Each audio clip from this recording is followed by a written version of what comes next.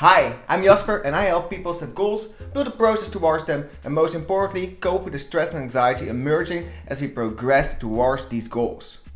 Thanks for tuning in today, and in this video I will share 5 habits to combat anxiety. I will explain the habits and show an example from a movie.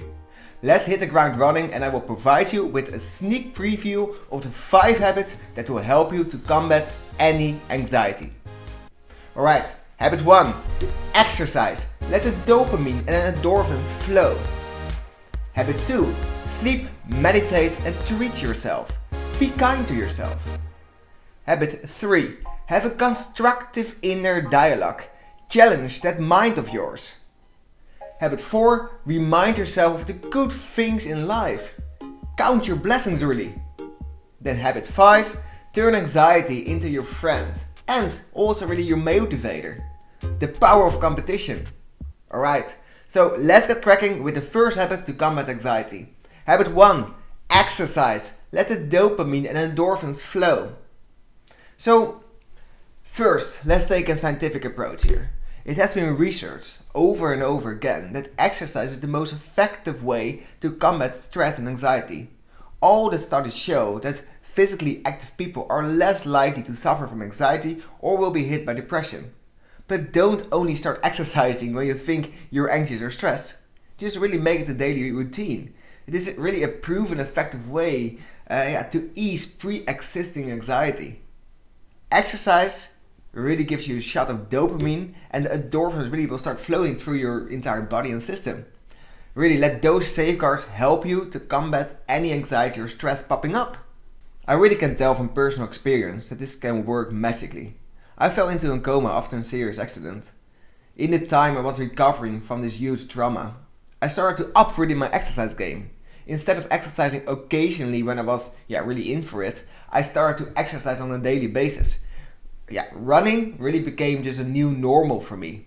It distracted me from the constant negative self-talk and gave me back that focus in my life. Okay, let's check now a movie clip where you really can see this habit coming into play. Probably you know it. Forrest Gump. Run, Forrest! Hey, stupid! Run! Now, you wouldn't believe it if I told you, but I can run like the wind blows. Who in the hell is that? That there's Forrest Gump, Coach. Just a local idiot. I never thought it would take me anywhere. They even put me on a thing called the All-America Team. So, of course you must know Forrest Gump. Forrest Gump used really running as a distraction from all the turmoil in his life. Every time you feel life is becoming too much for you, just start exercising. You will feel that you just can escape that reality just briefly. Forrest Gump really liked to fish and to run. The question is, what type of exercise suits you? Alright, then habit 2. Sleep, meditate and treat yourself. Really be kind to yourself. This habit is all centered around you. Be kind to yourself. In this day and age, we are so obsessed by our environment and what our other people are thinking about us. It's imperative for a life without anxiety to focus at least as much on yourself. If you're maintaining your own energy well, you can give yourself more towards others. For instance, it is so important to really catch your sleep. We all are well aware of the negative effects of limited sleep, but really make sure that the fundamental of your life is set before you focus on other things. And one of those fundamental cornerstones is sleep.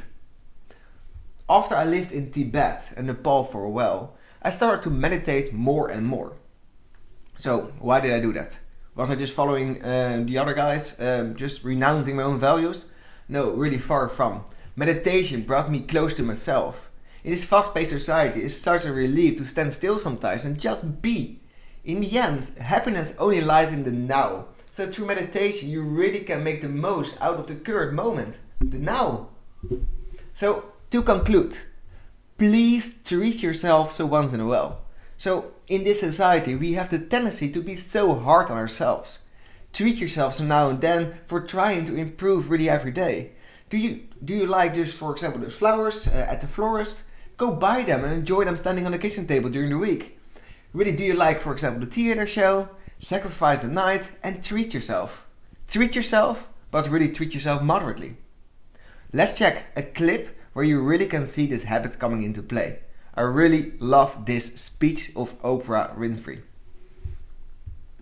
The moment you can figure out what it is you're supposed to be doing, the sooner you are able to get about the business of doing that. The way through the challenge is to get still and ask yourself, what is the next right move? Not think about, oh, I got all of this stuff. What is the next right move? Such a strong, powerful, strong woman. Oprah Winfrey always keeps emphasizing, treat yourself and be happy that you're here. Undeserved, just be here now. Do not just keep on hustling, but stand still sometimes and enjoy. Okay, habit 3. Have a constructive inner dialogue. Really challenge that mind of yours. Every day you will have that nagging voice in your head. That voice that criticizes every action. That voice that questions every choice you make. That voice that seems like can never really be satisfied. In the past, people would consider you crazy if you said like, I have voices in my head. But nowadays we all acknowledge that constant inner dialogue that we are having. Eckhart Tolle refers to this in his book The Power of Now as the thinker. You know perfectly well what you want and what you want to pursue just in life. But that inner voice, the thinker, will always challenge and really berate you. All your anxiety and limiting beliefs are really expressed through this inner voice. Instead of just following this inner voice, you should just observe it and just have a dialogue with it. Eckhart Tolle refers to this as watch the thinker. Just watch the thinker. Watch what he is saying, what he is thinking, what he is uttering. Just consider the thinker just to be an annoying kid on the playground, but don't act. When you are less afraid of this inner voice, you can start having a dialogue with it. Why is it thinking what it is uttering in your head? What are really his motives? Can you maybe reconcile this inner voice and constructively think of the best way forward, just together? In the end, you both have the same goal, the thinker and you. And that's a happy, fulfilling life for you. So, let's check a movie clip where you really can see this habit coming into play. Where am I? Some anonymous motel room. I guess I've already told you about my condition. Oh, well, only every time I see you. It's my memory. Amnesia. No. It's different from that. I have no short-term memory. I know who I am. I know all about myself. Since my injury, I can't make new memories. So, this is the movie Memento.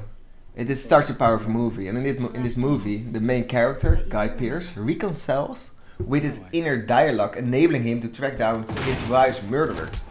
Despite the fact that he has short-term memory loss, he really reconciles with his inner voice to make it happen that he can find his murderer. Every day he wakes up, he has to fight the same battle, but together with his inner voice, he draws a plan to find his wife's murderer. So really reconcile with the inner voice. Then continuing on with habit 4. Remind you of the good things in life. Count your blessings. In life, we are always in pursuit of something great. We are always living towards a certain goal. It almost looks like we forget what we already have and enjoy that what we have at the moment. It's so important to make the habit to remind you of all the good things there are and that you already have in life. The fact is, there's no war in your country probably at this time. That's amazing, right? It looks very normal, but it was not normal like at all. We used to be constantly in fights. It doesn't look like that, but we're living during one of the most peaceful times on earth. Of course, I don't know exactly your personal situation, but often you can also be so happy with all the things you have in your life. Maybe you have super good friends, or you have a very stable family, or you have really a full-time solid job. Really be happy with what you have. And do you ever think about the fact that you're in a good health, that everything is working in this beautiful body of yours? We often feel that the current situation is normal, but often we should be so grateful about really the current situation, how we are and how we live. Let me be clear, it's always important to aim for things, to set goals in life. It makes us happy to progress in our lives, but we should not forget how fortunate we are already. Reconcile the future with your present and you will have the best mix for a sustainable, happy life. So now let's check a movie clip where you really can see this habit coming into play. Send you here for life? That's exactly what they take. I believe in two things. Discipline. Help me, Dad! And the Bible. Here you'll receive both. Andy came to Shawshank Prison in 1947. Why'd you do it? I didn't, since you asked. You gonna fit right in. I must admit, I didn't think. Really, Shawshank Redemption is really my favorite movie. It's really my #1 movie just in the world. I love this movie. It's great how it exemplifies that you can be happy even in the darkest of places by just appreciating the little things that there are, that you have at that moment in your life. Just by appreciating one another, and they had a little library they built together, and just sometimes the sun set or the sun down that they saw in the prison yard. They lived just mostly harmoniously together in their existence as inmates of a prison. They didn't have much anymore in their lives, but they did really understand how to enjoy the little things, and those little things make their lives really worth it. So, you know, I really love this movie, and if you haven't seen it, really shame on you, so really go watch it. It is really the best movie ever. Alright, continuing on with habit 5. Turn anxiety into your friend and motivator. The power of competition. Anxiety is a negative thing, right? It doesn't have to be, seriously not. Where often stores benefit from having competitors in the same neighborhood, and kickboxers, for example, become stronger if they have equal or stronger fighters to fight against. The same counts for anxiety in our lives. It is just a voice that wants the best for us, but it only shouts that through a huge speaker, making it sound like in a tank. If we listen carefully, we know that anxiety just wants the best life for us as well. We have really the same goal here. So earlier in this video, I explained that I fell into a coma after a horrible accident. This is where I met my friend Anxiety as well. At the beginning, Anxiety was a very annoying, tedious and offending companion. But my companion Anxiety made really me cry. My companion Anxiety threw me back time after time while I was progressing towards my recovery goals. Anxiety and I really needed to get to know each other. And we really need to get to know each other a little better. Anxiety is very dominant and he really claimed all my time and mind space at the start of our relationships. But as time evolved, I got to understand Anxiety better. Anxiety was just a scared, insecure creature that needed love and reassurance. I tried to see my friend Anxiety as a very critical and negative friend who was just helping me to steer my life in the right direction. Oftentimes I thought I was on a roll recovering from my accident, but then Anxiety gave me another visit and threw me back down again. We got to know each other better and better over time. Eventually, I tried to shake his hand to recognize his existence. Since friends often give bad advice that you don't really have to follow, I also informed Anxiety that I would stop following him everywhere he took me. Anxiety had become a motivator and a healthy check for me, instead of an emotional state that causes me stress and negativity, impeding me from reaching my goals and just my life in general. So, for now, let's check a movie clip where you really can see this habit also coming into play. Do something. Not even me. Alright? Alright. Where are you going? Go to the hospital! I'm in a competitive internship at Dean Witter. He said you're smart. This thing's impossible. I can do it. No, you can't. No one. This is one of my favorite movies. I watched it for the first time when I was, I think, 11 years old together with my sister. It's great to see in this movie how Will Smith had to make Anxiety his friend in the pursuit of happiness. He came into terms with anxieties in his life, with happiness as the ultimate result. Okay, that this happiness had to be on Wall Street is of course a little Americanized, but nevertheless I really love this movie. So the question now is, can you make anxiety your friend, enabling you to reach any goal in your life? Can you really focus on all those beautiful things you have already in your life? I really hope these 5 habits will help you to combat anxiety. We at MPA Coaching are at your discretion to help you combat anxiety. Feel free to check out our website, check our video courses, or schedule a 3 101 coaching session. Looking forward to speaking to you soon.